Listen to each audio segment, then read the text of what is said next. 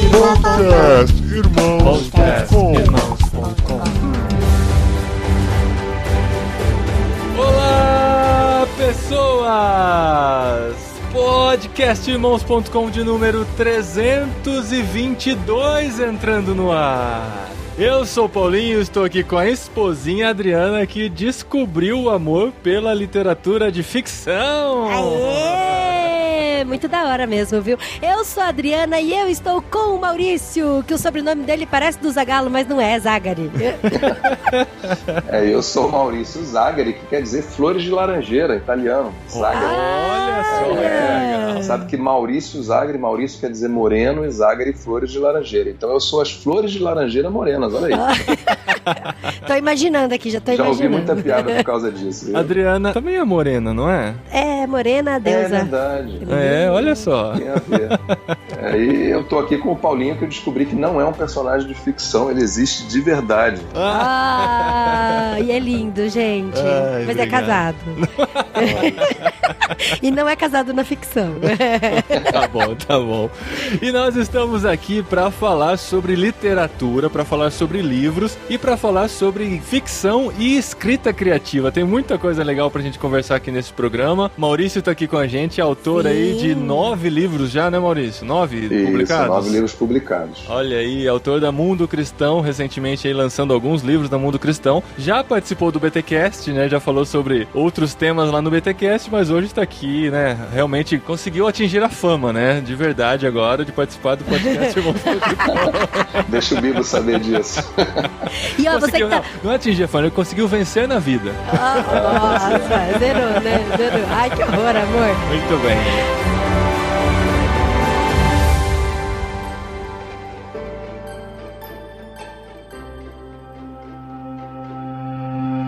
Então, Maurício, você está lançando pela Mundo Cristão uma ficção cristã. O Enigma da Bíblia de Gutenberg está chegando nas livrarias agora no mês de julho e em primeira mão a gente vai divulgar aqui no podcast esse seu trabalho aí. Isso aí. Mas você não escreve ficção desde o princípio, né? Isso é meio que uma descoberta nova na sua vida e na sua carreira. É porque ele virou pai, né? Tem filha, aí começa a contar historinha antes de dormir, não é isso, Maurício?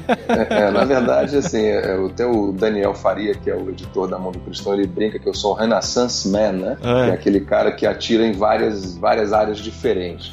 Porque eu gosto realmente de abordar estilos diferentes da leitura, estilos literários e abordagens diferentes, dependendo da intenção. Então eu já tenho um livro publicado, que é um livro de teologia, um livro acadêmico, já tive alguns livros de vida cristã. Já teve poesia? Já publicou poesia? Não, poesia não é o meu forte. Poesia deixa pra quem tem talento pra fazer. Você já fez uma biografia sua? Uma autobiografia não autorizada? Talvez nem a minha mãe quisesse ler esse livro. Ai, que dó, gente! Eu acho que não seria muito prático.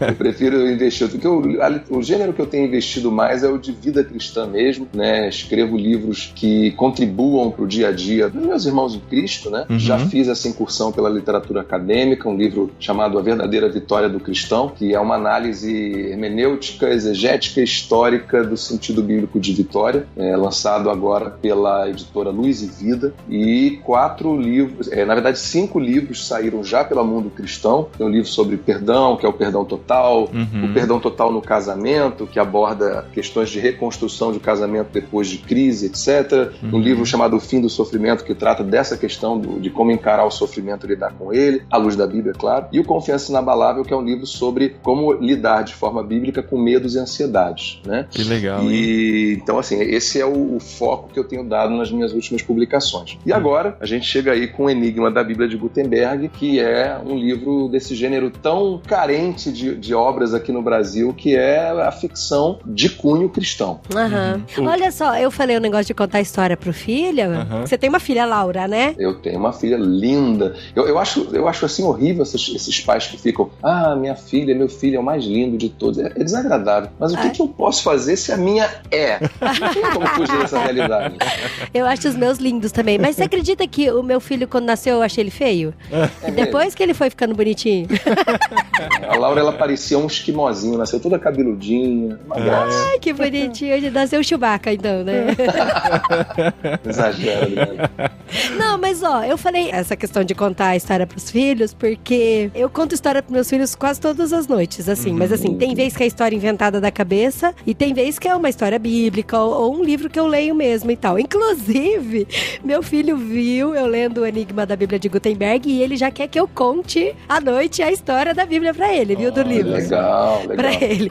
E cara, dá cada história legal, as histórias que eu invento, né, amor? É verdade, a Adri é muito criativa pra inventar a história. Depois ela conta pras crianças, depois ela vem me contar as histórias também, pra ver se estão aprovadas.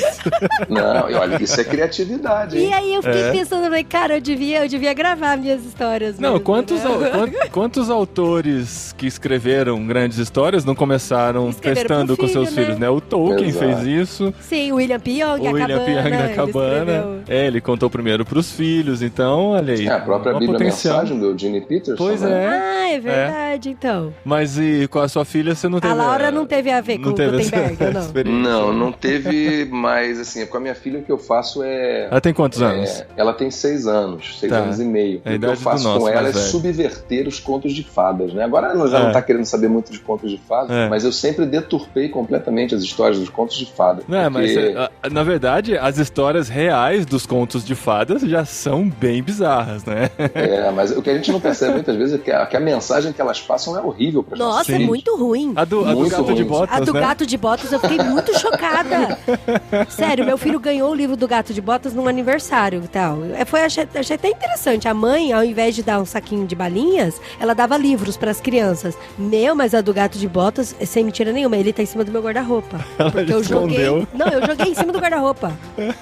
Tem que fazer isso com a maioria deles. O que eu acho legal é que a gente pode pegar, olha aí a criatividade, a gente pode pegar essas histórias como base e a gente viaja em cima delas e fala, tá errado, aquilo. Filho. A gente transforma. Eu, por exemplo, quando tem essa história de aí o príncipe beijou a princesa, mudaram no dia seguinte pro castelo e foram felizes pra sempre, eu falo, aí o príncipe gostou da princesa, foi conversar com o pai dela, pedir permissão pra conhecer ela melhor, depois de um tempo ele foi pedir pra namorar, os dois oraram juntos, eu começo a falar, então minha filha hoje já sabe que pra namorar tem que me pedir pro pai, graças às histórias que eu subverti da Branca de Neve, da Cinderela, tudo isso. Gente, mas e o perigo da sua filha achar que essas princesas todas são fáceis e são...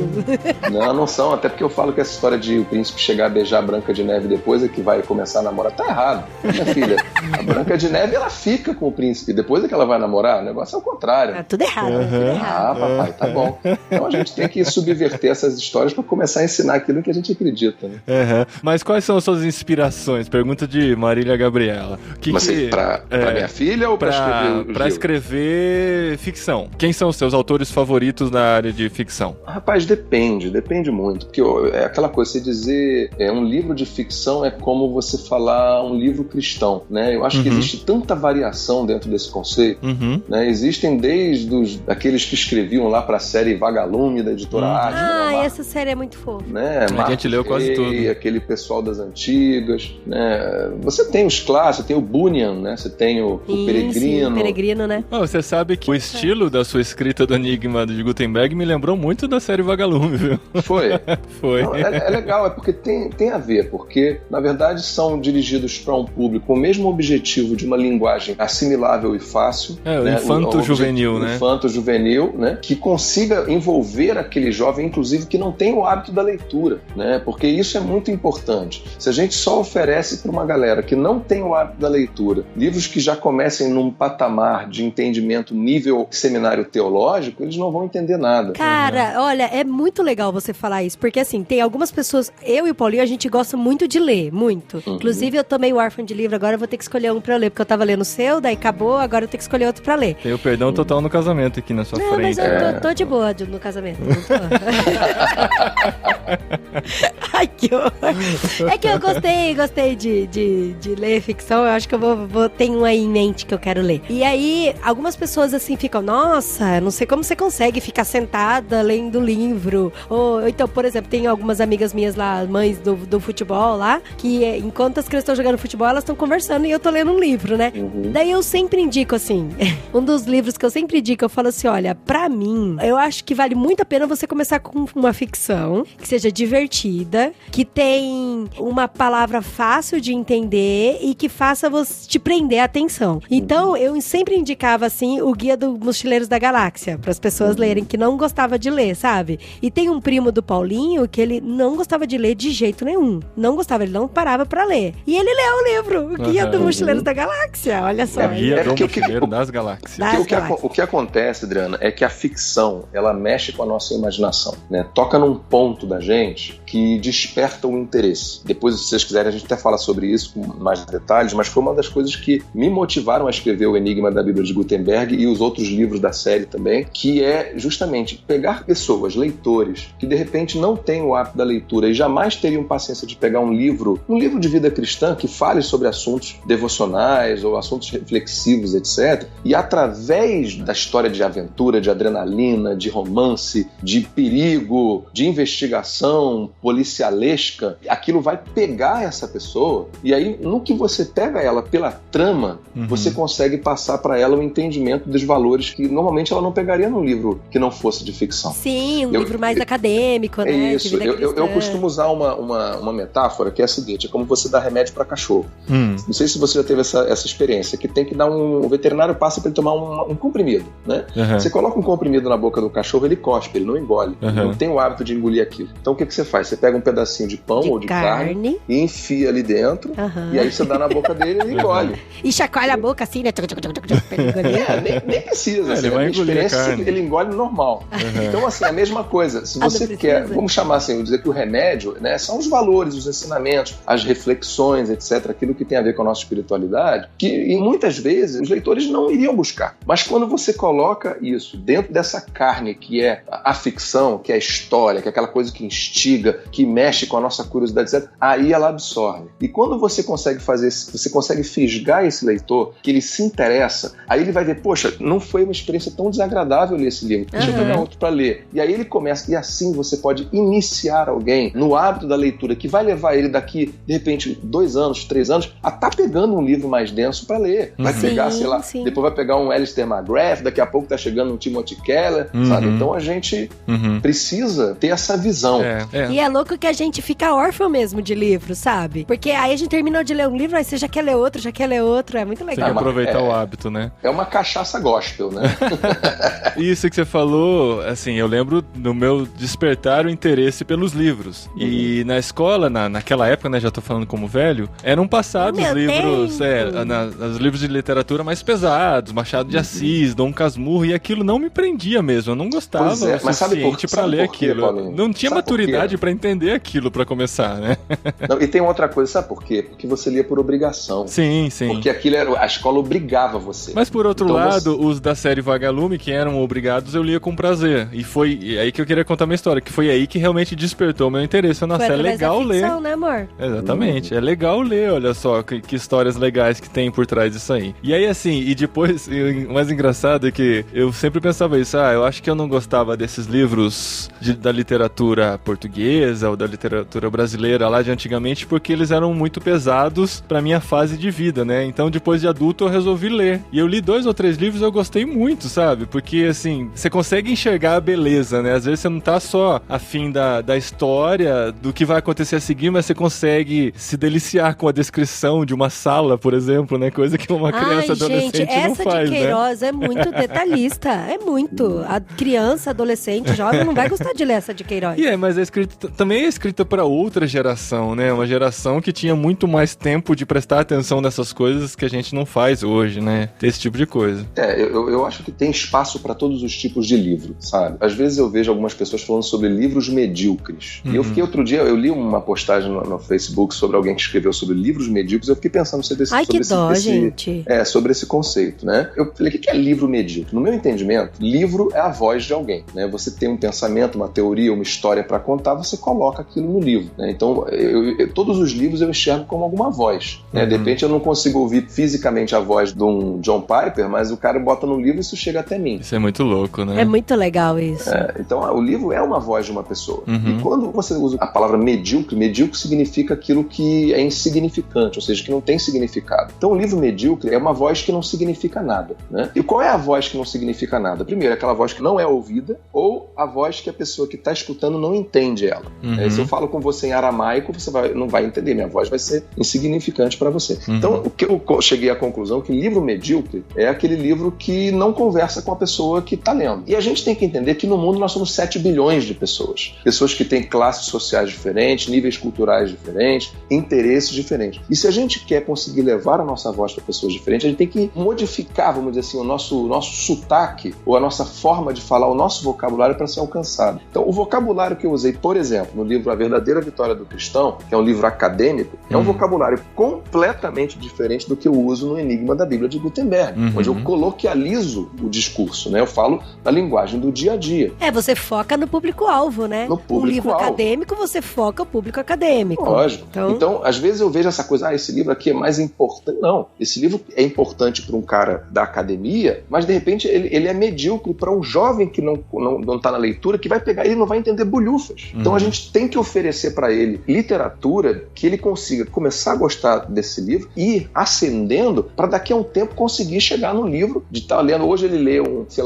Caso da Borboleta Tília. Daqui a 5 anos ele está lendo Os Irmãos Karamazov. Né? Então a gente tem que ofertar isso. Eu não consigo enxergar esse conceito de livro medíocre, porque eu entendo que há público para isso. E a gente tem que saber trabalhar da melhor forma possível para que a gente consiga produzir essa literatura para que a nossa voz se faça ouvida para os públicos mais variados. Então a pergunta que você tem que se fazer na hora que você senta diante do computador para escrever é: com quem eu quero conversar? Eu ouço muito, né, como eu escrevo, etc. Muita gente me pede conselhos sobre como escrever livros, né? Então a primeira coisa que eu falo: sente no computador e não escreva nada. Só fique pensando sobre aquilo.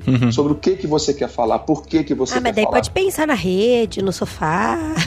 O que for. Mas no computador é bom, porque às vezes você vai fazendo uns esquemas, vai esqueletando ali uma ideia, entendeu? Então, assim, pra galera que tá ouvindo a gente agora, nunca ache que você não pode escrever porque o seu texto hoje seria medíocre por isso ou por aí. Não, sente e escreva, sabe? Comece a produzir. É desse exercício que vai nascendo o talento, que vai nascendo a criatividade, que vão nascendo bons livros que amanhã ou depois podem ser best-sellers e serem eternizados aí, passados de mão em mão, de geração em geração. Olha, me senti inspirada, amor.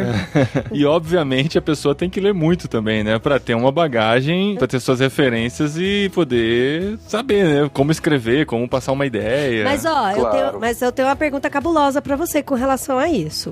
Porque assim, por exemplo, quando eu tô contando a história pros meus filhos e me despertou esse desejo de mesmo colocar no papel as histórias, a minha ideia para minhas crianças é assim, é entreter, contar uma história de ficção, mas que tenha sempre um fundo de moral e algo que eu acredito que eles tenham que acreditar, sabe? Alguma mudança de comportamento. Eu explico pra eles, por exemplo, que eles não precisam ter medo escuro através de uma história. Eu explico pra eles que existe um monstro sem boca, mas que no final das contas o monstro sem boca não existe, sabe? Assim, a história do carro que andava sozinho, mas na verdade era um gatinho que tava dormindo no acelerador.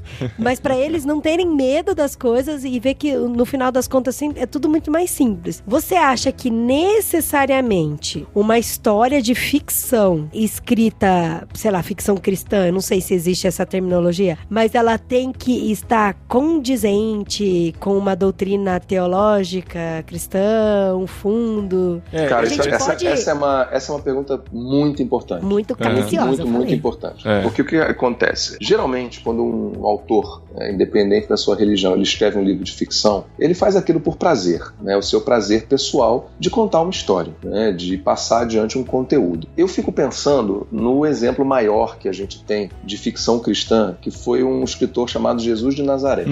Que embora não tenha sentado para escrever, as histórias que ele contou foram postas no papel. Então, O que era uma parábola de Jesus? Era uma história de ficção que tinha como objetivo transmitir um ensinamento. Total, né? Isso eram as parábolas, né? Então, quando a gente pensa, literatura é ficção cristã, eu não vejo nenhum demérito nisso, embora a gente tenha sempre aquela questão, não vamos separar o secular do sacro, etc, etc. Eu acho uma questão válida e eu sigo por essa linha, mas eu entendo que um autor que senta com o objetivo de querer edificar vidas, ele necessariamente vai fazer como Jesus fez, que é você construir uma narrativa de ficção que vai servir para você passar um ensinamento, algo que edifique. A gente não pode nunca esquecer, Adriana, que ficção influencia e muito. Muitas pessoas podem achar não, porque a ficção a gente sempre vai saber que aquilo é uma história. Isso é um engano, um engano. Por exemplo, Harry Potter, né? A pessoa leu Harry Potter, teoricamente ela sabe que não existem os bruxos, não existem... Teoricamente, Paulinho, mas cientificamente, não sei se vocês sabem disso, mas já foram feitas pesquisas, inclusive pelo Instituto Barnum dos Estados Unidos, que mostram que a série Harry Potter despertou entre o público leitor principal daquela faixa etária de adolescência para jovem um interesse pelo ocultismo, pela leitura. Então não é inofensivo como se pensa. Até porque muitas pessoas não têm filtro suficiente para saber separar uma coisa da outra. Qual é a mensagem subliminar que está sendo passada ali? Ou seja, para não usar essa coisa de mensagem subliminar que você tem uma coisa meio mística, vamos falar assim, o que está nas entrelinhas ali? Bruxaria pode ser bom. E biblicamente bruxaria não pode ser bom. Não existe bruxo do bem, né? Isso não existe. Práticas ocultistas são práticas ocultistas. Você pega, por exemplo, o governo dos Estados Unidos. Qual foi uma das principais ferramentas na Guerra Fria deles? Foram os filmes de Hollywood. Era o Rambo, né? Era aqueles filmes propaganda, né? Propaganda, gente. O que o cinema foi usado ao longo da história para se passar ideologias, né? O nazismo com Leni Riefenstahl. Até o Popeye, né? Com o espinafre. Claro. Era uma venda de espinafre que estava sobrando nos Estados Unidos lá. Pois é, os super-heróis todos vestidos de roupas azul, vermelho e branco, cores da bandeira americana. O inimigo do Rambo era lá o soviético ou alguém de uma república, na época do que hoje seria uma ex-república soviética. Era Afeganistão, sei o quê. Então, assim, é muita ingenuidade a gente achar que a ficção não tem influência. Muito pelo contrário. Porque quando eu pego o Alcorão para ler, eu sei conscientemente que eu tenho que estar brecado aquilo que está sendo passado ali. Numa ficção, a minha guarda está baixa. Sim. Eu não estou me preocupando. Não, porque é ficção. Mas os valores estão sendo passados. Então, isso é uma coisa de estudo. Já foram feitos estudos sobre isso, que a gente poderia chamar de o poder da ficção para influenciar comportamentos. Vocês sabem que no Brasil, durante muito tempo, corte de cabelo das mulheres foi ditado por o quê? Pelo corte de cabelo das protagonistas das novelas. A moda toda, né? A moda, lógico. Como é que determinados... Quem não lembra da gola Flamel?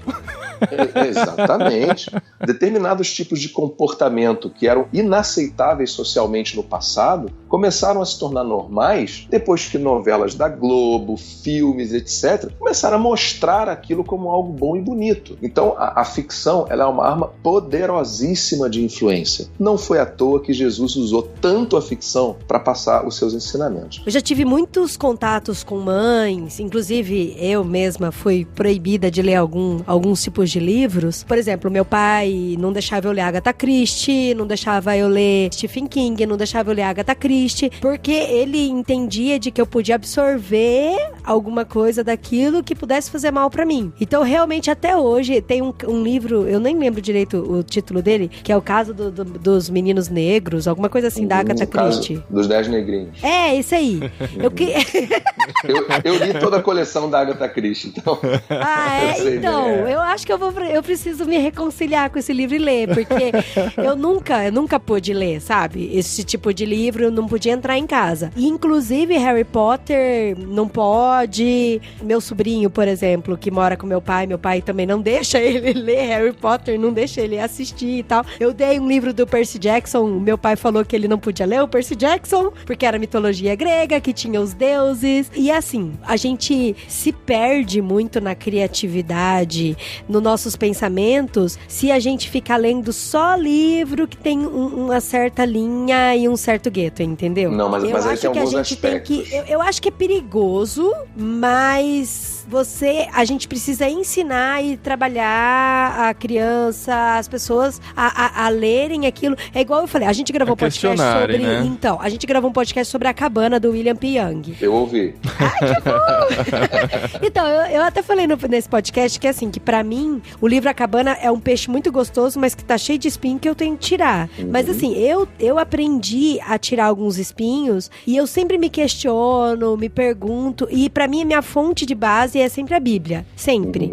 Então, assim, eu oro bastante, vou atrás da Bíblia, e assim, pra tudo. Se eu tô na igreja, tem um pregador falando lá, eu vou atrás da Bíblia pra ver se tem aquilo. Você me citou aqui nos livros algumas coisas aqui, no livro do Enigma da Gutenberg. Eu não posso contar porque é spoiler.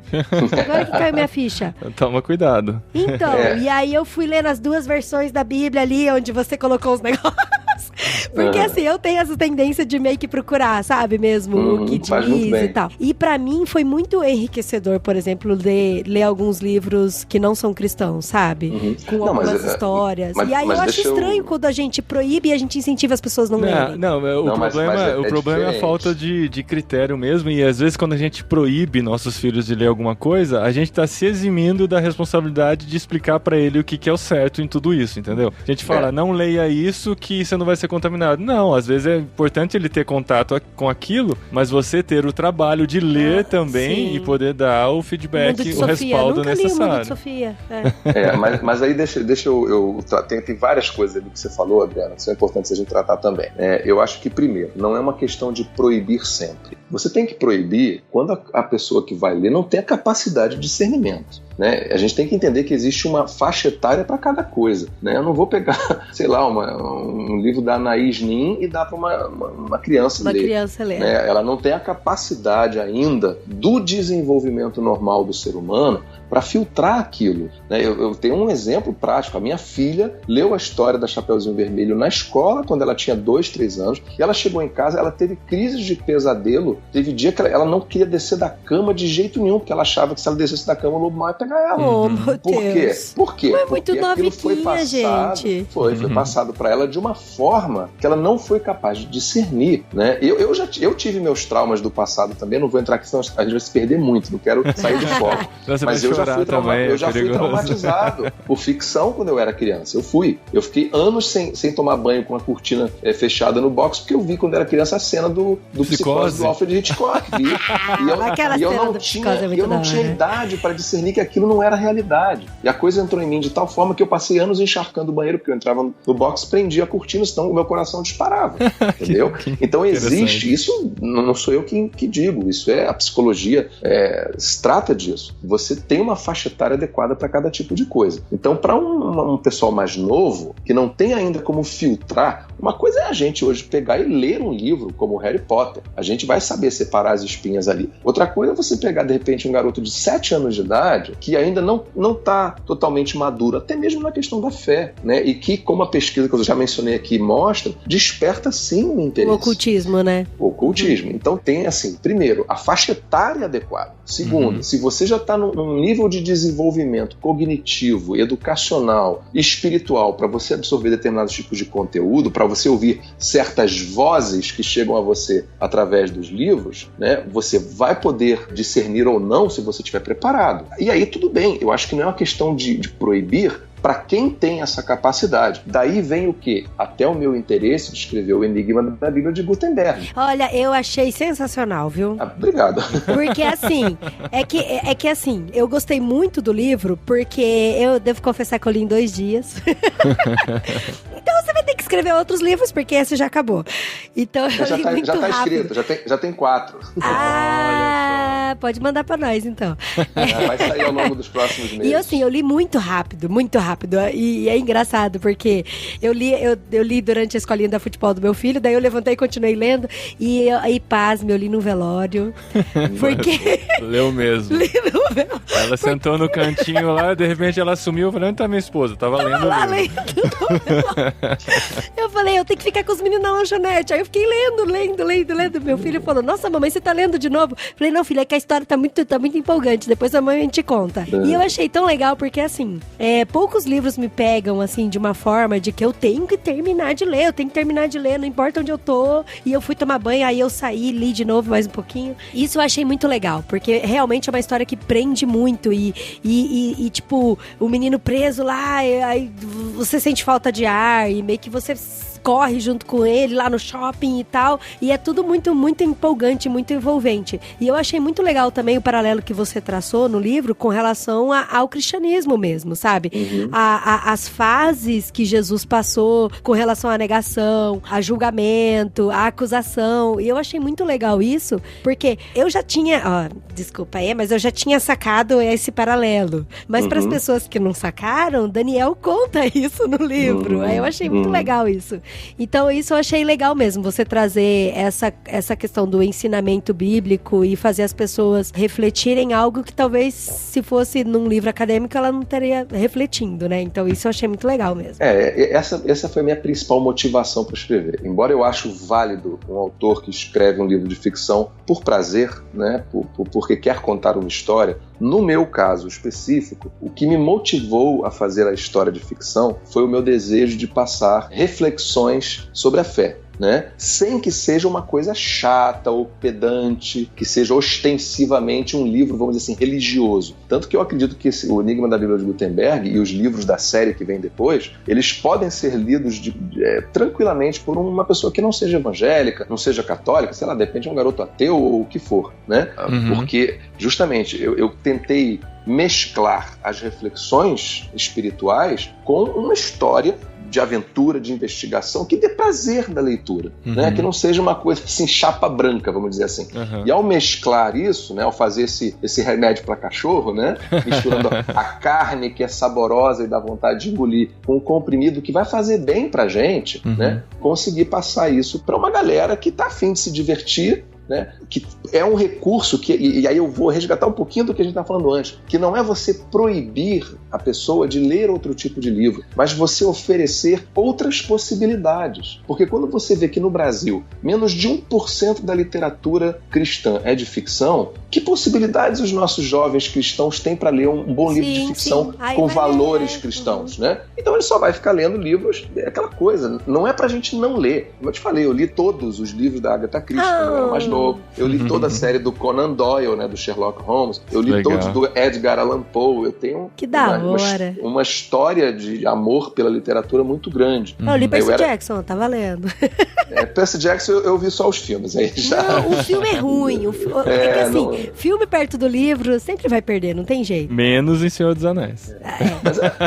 Mas eu acho assim, cara, eu acho que a gente precisa incentivar os cristãos, os que têm vontade de escrever, a produzir uma boa literatura de ficção também, sabe? Eu acho que a gente tem que quebrar os paradigmas de que evangélico não lê livro de ficção. Isso não é verdade. Agora, o que a gente precisa é de bons livros, sabe? É isso que eu acho que está faltando um pouco, para a gente poder oferecer para o público uma literatura que de fato dê vontade de ler. Olha, eu tive uma ideia, vou dar pro meu sobrinho o livro. Porque se ele não pode ler Harry Potter, ele, como meu pai, com certeza vai deixar ler. Até porque tem Bíblia no título. Olha aí, tá vendo? Mas é a Bíblia de Gutenberg, não é a Bíblia Sagrada. É uma cópia.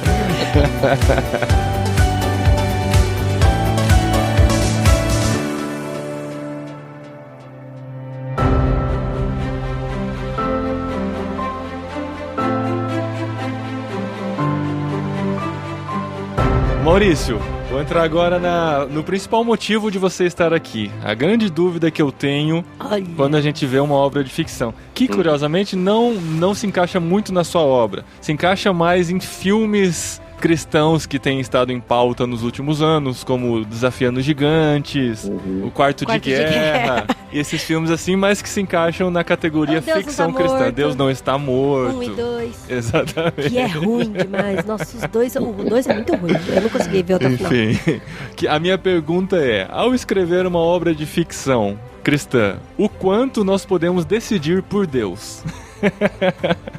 Como assim? Especifica um pouco mais o que você quer dizer. Em alguma situação de... Tipo Quarto de Guerra, a gente não assistiu. Não, então Quarto de Guerra não pode ser, né? Não, a gente não assistiu, mas a gente viu no trailer. Não. É muita mancada a gente falar de filme mal, de filme que não vimos, né? O Desafiando os Gigantes. Esse a gente viu. Em que eles oram e aí de tanto eles orarem, eles conseguem fazer tudo dar certo. Deus faz tudo dar certo e eles começam a ganhar todos os jogos e todos terminam felizes, sabe?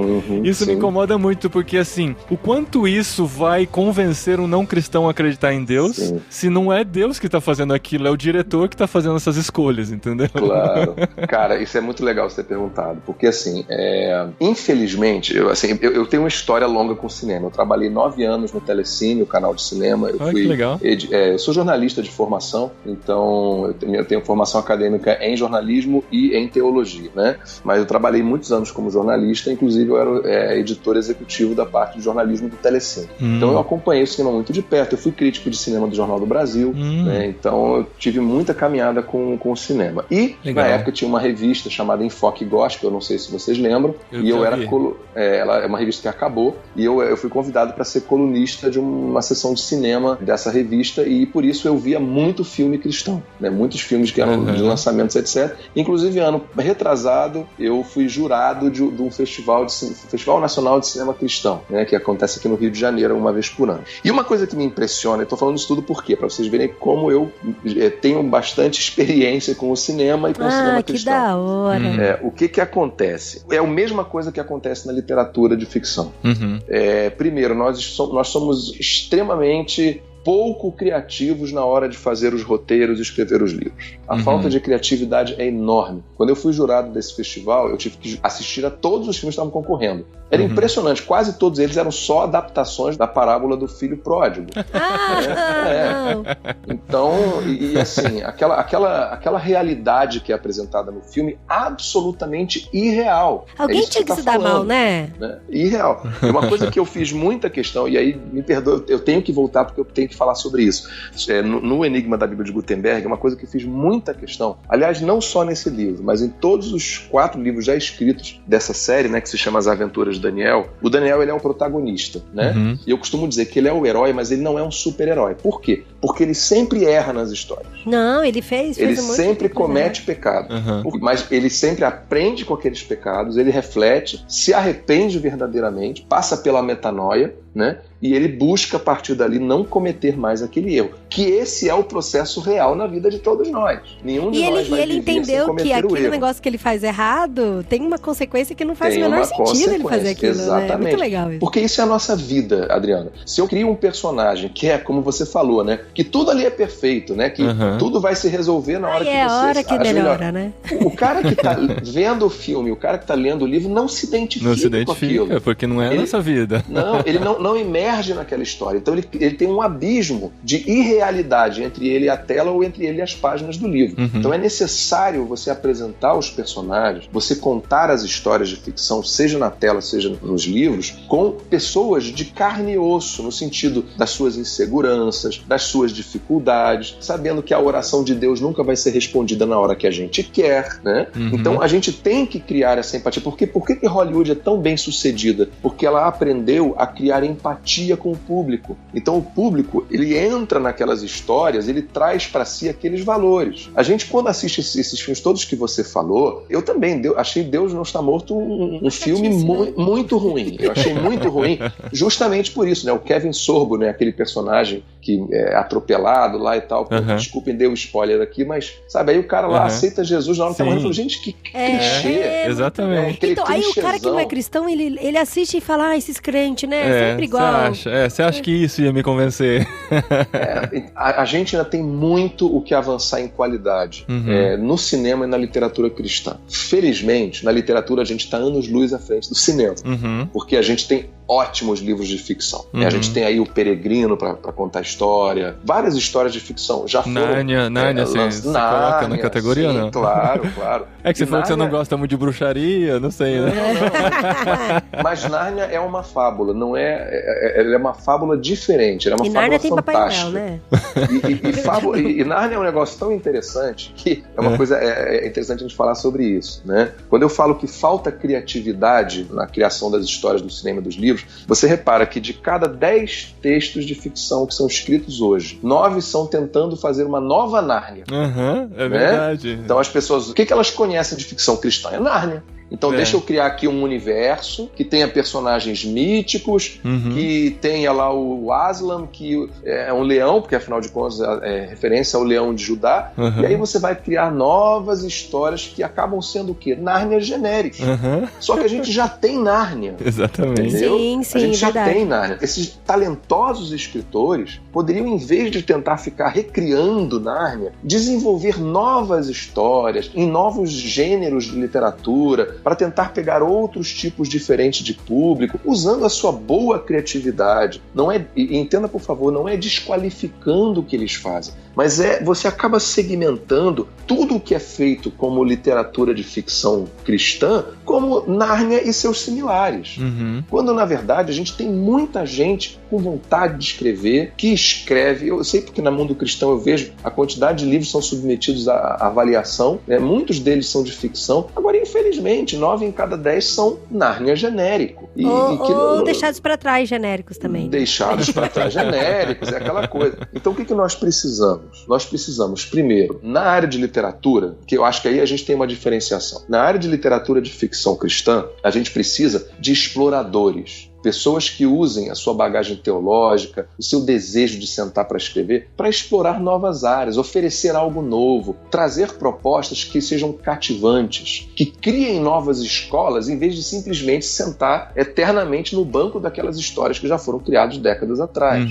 No cinema, a gente está num outro compasso. No cinema, primeiro, a gente precisa amadurecer, parar de fazer histórias simplórias.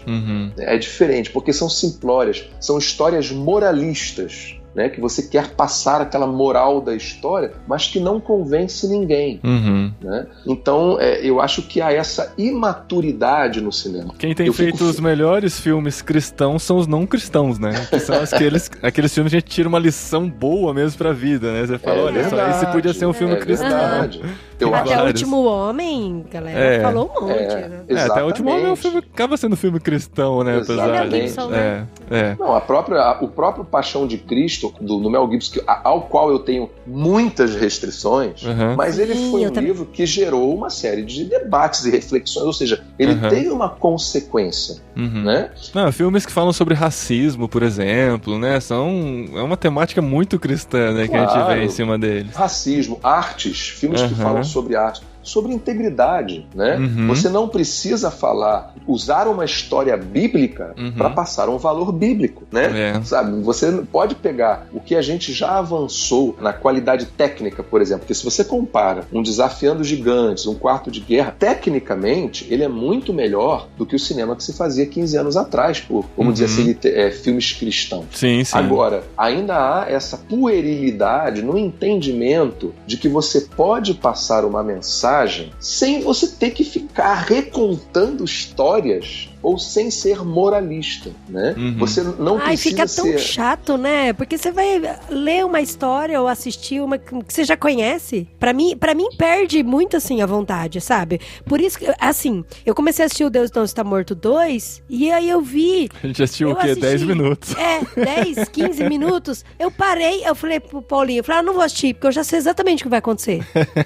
Sabe, assim, eu falei, eu vou perder 1h40 minutos. Que podia estar assistindo How I Met Your Mother. Não é? Eu tô fazendo maratona Gamer Girls. Eu falei, eu vou parar pra assistir um negócio que eu já sei onde vai dar. E assim, não tem atrativo nenhum. É uma repetição. A menina vai lá pro tribunal. Ah, não, gente, não. Aí eu não olha, eu dei aula de filosofia 9 anos no seminário teológico. Você sabe qual era o filme que eu passava pra eles? Matrix. Matrix é sensacional. Que é o mito da caverna de Platão. Né? O mundo das ideias, o mundo das formas, o mundo real, aquela coisa entre o que é real e o que não é real, etc, etc. E ao mesmo tempo você tinha uma figura messiânica, que era o personagem, né? O Neo, né? Do Keanu Reeves. Então juntava ali filosofia com cristianismo. E era o que eu estava debatendo em sala de aula com os alunos, né? Aula de filosofia no seminário teológico. Então eu não pegava um livro evangélico ou um filme evangélico, não, eu passava Matrix e falava, bom, vamos discutir agora. E a partir dali você ir evoluindo as discussões, né? Então sim, aquilo, vamos dizer assim, o que não é considerado sacro tem muito a nos oferecer, se a gente souber pegar aquilo e levar para as discussões nos caminhos certos, né? A gente não precisa ser biblicista no sentido de só ficar contando histórias da Bíblia para tratar de assuntos que são tratados na Bíblia. Então, sei lá, você pode pegar os 10 Mandamentos, filme aí do clássico Os 10 Mandamentos, e ser um filme altamente pagão, embora esteja contando uma história da Bíblia. Sim. Você pode pegar aquele Noé. filme lá do Noé. Nossa, que... Noé foi muito zoado. Pelo amor de Deus, né? Não tem nem o que falar. É uma boa comédia, Noé, cara. Uma boa comédia. Por quê? Porque ele juntou lá não só a história de Noé da Bíblia, mas pegou lá outras linhas religiosas e também trouxe as suas informações e mesclou ali. Então, é um filme de bons ensinamentos porque conta a história de Noé? Não é. Assim como eu posso contar uma história da Bíblia e de repente eu fazer aquilo de um modo tão ruim que a pessoa não vai gostar, não vai aprender nada, né? Como você fazia quando eu era criança, e se pegava, se contava a história de um Jesus louro, né? Que certamente Jesus não foi louro. Olhos azuis, muitas vezes. Olhos azuis, aquela velha história que a gente já conhece, né? Então eu acho que a gente tem que usar de quê? Quando a gente fala sobre criatividade, é justamente ter a genialidade de buscar sair dessa caixinha, sabe? E conseguir alcançar os corações e as mentes do, vamos chamar assim, do consumidor, seja o leitor, seja o telespectador, seja o cinéfilo, né? De uma forma bonita. É aquilo que acontece na música, né? Hoje em dia você tem autores como, por exemplo, Gerson Borges, você tem o Estênio Márcios, que fazem músicas lindas, de qualidade artística maravilhosa, que passam mensagens cristãs extraordinárias. No entanto, ele está falando do quê? Do tapeceiro. É muito bom, sabe? Está falando ali do... Então, são pessoas que usam recursos da nossa cultura brasileira, a riqueza artística do brasileiro, para passar o quê? Cristo. Quando você olha para as músicas desses, que você não precisa só ficar falando ali. Tudo bem, uma música congregacional para o uso em culto é uma coisa. Agora, você pode ter expressões artísticas, como, por exemplo, Estênio Márcio, Gerson, Silvestre Kuhlmann, essa galera, o João Alexandre, que conseguem pegar a cultura brasileira e fazer música, vamos dizer assim, de cosmovisão cristã, sem ficar ali o tempo inteiro só no biblicismo. Né? É muito louco isso, né? De pegar uma história mesmo e, através dessa história, sinalizar o reino de Deus, né? É muito louco isso. Exatamente. Mas é genialidade, é beleza, isso é arte.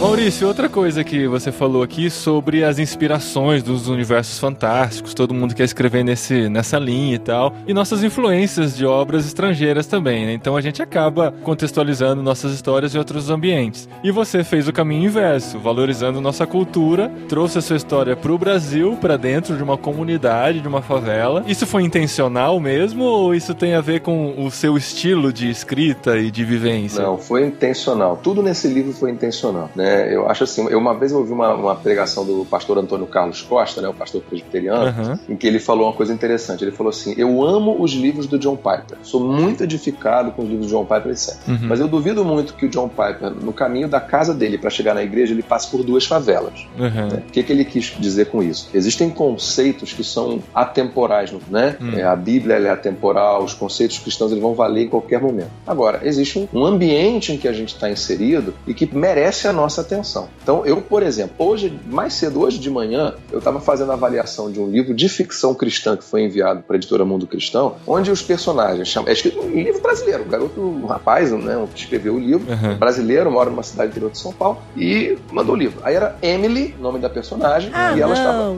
Emily saiu na neve, né, saiu na neve. Então eu fiquei assim, meu Deus do céu, qual é o sentido da gente trazer essa realidade absolutamente alienígena para nossa realidade brasileira, a fim de fazer literatura? Pode fazer? Pode, claro, a ficção dá espaço para isso. Agora, por que não explorar o nosso ambiente? Então, eu acho que, inclusive, porque assim, eu acho que uma qualidade de um bom livro de ficção é a empatia que ele cria com o leitor, né? É o leitor se ver imerso naquela história, ele conseguir ver aqueles cenários, ver aqueles ambientes, etc. E se eu fico só falando de uma história passada às beiras do lago Ravensbrück, na Escócia, aí você sabe, o cara que nunca saiu aqui da Tijuca, no Rio de Janeiro... Eu achei muito legal, porque... Tipo, o próprio C.S. Lewis, né? A gente vê as histórias dele, mas ele tá escrevendo dentro do contexto dele, né? Da realidade que ele vivia lá na Inglaterra, onde quer que ele estava quando ele escreveu, onde ele se identificava e o público... O primeiro público dele se identificaria também, né? A gente acha bonito aquela coisa da neve, do inverno, da casa, daquele casarão e tal, mas é a realidade deles, né? Pra eles fazia muito mais sentido do que pra gente hoje. Faz sentido. Agora, eu acho que pra um brasileiro escrever uma história e ele colocar só na neve,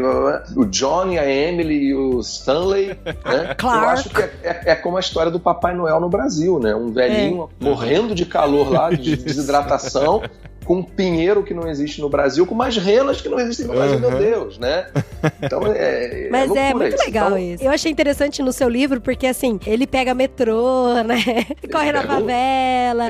Exatamente. Aí ele entra num sebo, aí ele vai pro shopping. Então é tudo elementos que a gente conhece, né? Legal. Claro. Muito porque bom. eu acho importante, como é importante criar essa identificação, eu queria que o leitor olhasse e falasse assim, cara, esse personagem aqui, esse Daniel, ele podia ser eu. Né? Ou ele poderia ser o meu melhor amigo. É uma coisa que eu fiz muita questão na história, por exemplo, foi o Daniel, ele frequenta uma igreja, ele tem um pastor que é o pastor dele e tal, mas em momento algum eu digo uma denominação específica, né? Eu não digo se ele é arminiano, se ele é calvinista, se ele é pentecostal, se ele é cessacionista, se ele é pedobatista, se ele é credobatista, porque isso só serviria para afastar o leitor.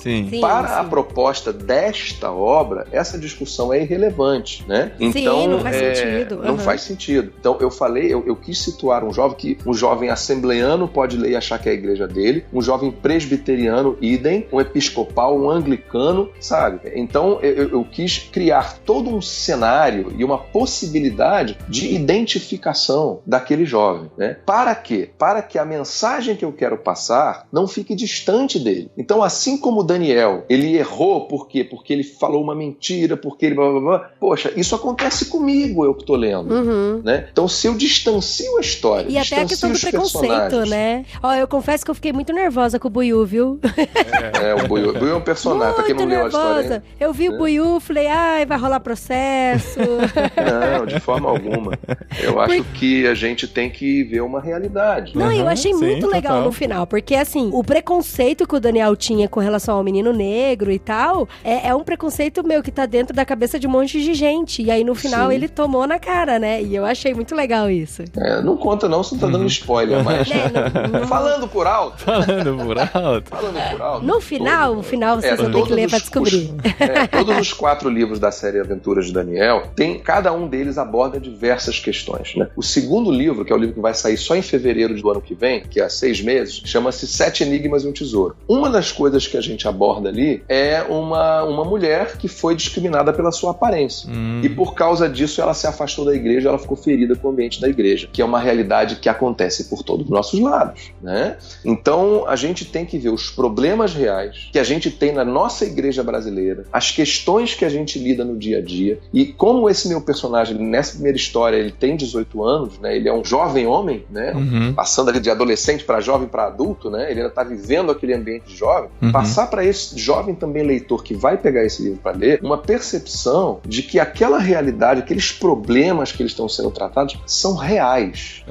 Então a ficção, nesse caso, como ela não é, nesse caso desse livro, não é um gênero de literatura fantástica, como um C.S. Lewis, como 100 Anos de Solidão, né, de Gabriel Garcia Marques, a gente tem um compromisso com o realismo nesse tipo de literatura que eu escrevi. Então eu quero criar um ambiente em que o jovem possa se identificar e fale, isso é um problema que eu vivo, né? Nesse segundo livro, né, Os 7 Enigmas e um Tesouro, que vai sair em fevereiro, Daniel tá numa situação em que ele fica num dilema, se ele fica com uma garota ou não. Uma garota que ele conhece e que tá afim de só ficar com ele. E é um dilema que muitos dos nossos jovens, da galera que tá aí nas igrejas, vive também. Né? Devo viver? Como é que é esse papo? Namora, não namora? Corteja, não corteja? Beija, não beija? Fica, não fica? Parece uma discussão construção antiquada, não para eles. Eles estão vivendo aquilo E é um hoje, dilema né? atemporal também, né? E é um dilema real. Gente, né? É um dilema real. Esse cara, não adianta dar para ele uma teologia sistemática, porque não vai responder essa pergunta para ele imediatamente. Né? Então a gente tem que oferecer para ele essa reflexão, e eu acho que quando você cria, por meio da ficção, na mesma estratégia que Jesus usou ao contar as parábolas, né? A possibilidade de se identificar, porque preste atenção numa coisa, Jesus, as parábolas dele eram todas contextualizadas para a sua realidade. Era o semeador, uma profissão que havia ali, né? Era a mulher que varria a casa, um fermento, né? A fermento, aquilo acontecia, que você tinha que tirar o fermento da casa em determinadas ocasiões, etc. Era a dracma que perdeu. Né? A dracma era o quê? Uma moeda do século XX? Não, uma moeda daquela época. Então todo leitor daquele contexto ia se identificar imediatamente com a história que Jesus estava contando. Né? Jesus contextualizou os seus ensinamentos espirituais numa história pé no chão, daquele momento, daquele povo, para aquela gente que estava ali próximo. Né? Então, claro, é válida para nós hoje, evidentemente, porque conta princípios atemporais, mas a narrativa que Jesus escolheu estava dentro do contexto daquelas pessoas, daquele local, daquela época. Eu acho que hoje em dia, se eu sou um escritor que escrevo para esta época em que eu estou e para esse pessoal que vai me ler, porque eu não acredito que um cara de Washington vai ler o Enigma da Bíblia de Gutenberg, né? Eu tenho que contextualizar essa minha história para o meu leitor imediato, que é o brasileiro, que tem amigos, que tem dilemas, que tem problemas, que tem questões a resolver, que tem que lidar com amizades, tem que lidar com relação com pais, com autoridades, com colegas da escola que não compartilham dos mesmos valores, com dilemas entre essa coisa, eu vou seguir uma carreira secular ou ministerial. Ué, mas você tem que separar os dois? Existe separação do sagrado, você não pode fazer... Então, a questão é levantar o tema para reflexão, né? E esse jovem só vai refletir se eu criar uma identificação. E só vai refletir se você colocar o remédio dentro da carne. Exatamente. É o que sensacional esse paralelo, gostei. Já fechou, e fechou. Inclusive, eu acho que a capa do programa tem que ter a capa da Bíblia e o remedinho na carne. Gostei muito, muito mesmo. Muito legal, Maurício. Muito bom mesmo. A gente gostou muito do seu livro, da sua forma de escrita. E esse livro está sendo lançado neste mês pela Mundo Cristão. Você já consegue clicar aí no banner e ir direto lá pro site para poder adquirir. E nós vamos oferecer um exemplar. Não que eu li. Não. Esse já tem nosso nome. Mas a gente vai oferecer um exemplar para quem está ouvindo o programa e comentar nos comentários aqui do post em irmãos.com. A gente vai sortear, né, entre as pessoas que comentaram, não para todo mundo então, que comentar. Né, ficou confuso isso. Pessoa não é escritora, viu, Maurício? Desculpa aí. Não, ainda não. Mas legal, Maurício, obrigado mesmo por participar com a gente. E, ó, sabendo que você gosta de cinema, você vai voltar aqui pra gente conversar de outros assuntos. Muito bom. Joia, vai ser um grande prazer. Lógico, já tá aceitado. Tá aceitado. Vocês é um prazer. Legal, Maurício, muito obrigado mesmo. E a gente fica esperando os próximos aí da coleção Aventuras de Daniel, hein? Tá joia, velho. Eu gostei muito da homenagem que você fez para o meu filho mais novo. Muito obrigado por citar, usar o nome dele um nome então bem diferente, né? Um nome bem incomum. Bem americano. Não, então eu vou te contar, porque na verdade, se eu tivesse um filho homem, o nome dele seria Daniel. Como eu não tive, o Daniel é o meu filhão. O filho do livro. Beleza. Exatamente. Obrigado, Maurício. Muito obrigado. Obrigado a você, gente. Obrigado, Paulinho. Obrigado, Adriano. Obrigado pra galera que tá ouvindo a gente. Eu espero que o Enigma da Bíblia de Gutenberg seja uma leitura prazerosa, bacana, legal pra vocês. E também os outros livros que virão aí de Aventuras de Daniel, essa série da editora Mundo Cristão. E um abraço pra todos. Fiquem com Deus. Aguardem meu livro de ficção pra criança, então. Porque, olha, Maurício, você não tem noção de como você tá me inspirando. Você tá falando aí, eu já tô aqui bolando as ideias. Quem sabe você não vai ser o futuro John Bunyan aqui da... Olha isso! Não, você é Agatha Christie. É porque é mulher, né? Ótimo. Nome mulher. Ótimo. A Drips ali é Agatha Christie. Nós precisamos de mais Agathas Christies produzindo para as nossas editoras, sabe? E com bons valores. Vai ser a Agatha Christian. A gata, porque sou gata pra caramba. A gata Christian. Nossa, olha aí. Olha, tá vendo? Isso aí é criatividade do poeta que tem no teu lado. Isso aí é igual pegar Nárnia e escrever com outras palavras, né?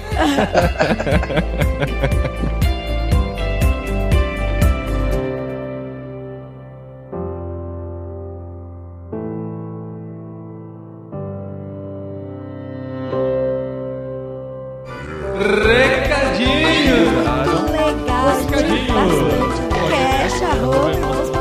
programa anterior. Que isso? Muito obrigado. Recadinhos, esposinha! Recadinhos, esposinho, recadinhos sobre ficção, sobre literatura, sobre leitura. Sobre cinema! Sobre cinema, e olha só, eu não vou fazer filme, mas eu fiquei com vontade de escrever livro e isso é verdade mesmo, tá, viu? Você falou isso várias vezes durante o programa, Adri. Inclusive, acabamos o programa você falando isso, tá? Então, a gente podia fazer uma coluna, irmãos, com, sei lá, chamada Fábulas, e aí escrevo. Não, gente, isso é brincadeira, por favor. Não, mas olha só. Olha a ideia que a gente teve aqui. A gente gosta muito de filme, a gente gosta muito de escrever, de ler, e eu tenho certeza que tem muitos ouvintes aqui que gostam também de escrever, gostam de cinema e gostariam de experimentar a sua veia escritora, escrevendo alguma coisa e ter onde publicar. Então a gente está abrindo aqui um espaço para você que gosta de escrever e gosta de cinema e consegue assistir um filme olhando por outro ponto de vista ou entendendo a mensagem que ele passa, tirando algum ensinamento. Como a gente falou, os principais filmes cristãos não são feitos por cristãos, então a gente abre espaço para você divulgar a sua análise de um filme aqui na seção de filmes de irmãos.com. Aproveitar que nós estamos entrando em férias, tem gente que não tá de férias, do trabalho e tal, mas tem uma galera aí que estuda e trabalha, e aí ó, tá de férias na faculdade, vai assistir filme, acabou o filme, já pega aquela vibe e já começa a escrever, a rascunhar, fazer um esboço, e aí manda pra gente, né amor? Não são críticas de filmes que a gente quer. Crítica a gente tem de todo lugar aí. Você entra no Omelete, entra no Jovem Nerd, entra no Cinema em Cena. Eles estão fazendo crítica sobre atuações, diretores, fotografia, trilha sonora. A gente quer análises, e pode ser análise com spoiler. Terminou de assistir um filme que falou com você, escreve uma análise, desenvolve um texto, faz com começo, meio e fim, tenta colocar uma coesão entre os parágrafos, faz fazer sentido e manda pro e-mail cinema@irmãos.com. A gente vai receber, vai analisar a sua análise e vai publicar ou não dentro da seção de cinema de irmãos.com. Ô, gente, mas não fica com medo de escrever, porque o Paulinho usou um monte de palavra difícil, coesão, começo, meio e fim,